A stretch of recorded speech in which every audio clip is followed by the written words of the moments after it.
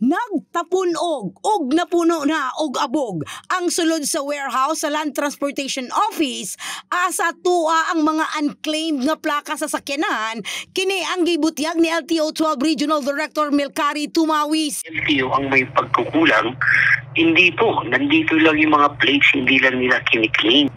Oo, at ang minsan naman ang mga dealers ang sinasabi sa mga sa mga clients ay nadidelete sa LTO. Hindi. Minsan kasi, itong mga dealers, tanggap sila ng tanggap, then isahan na lang, binubuo nila by batch. Dugang ni Tumawis tumong sa pagpakusog sa Oplan Bigay Plaka ang gilaumang makatabang sa pagpaubos sa mga backlog sa mga unclaimed license plate. Na yung mga plates nila, punta naman.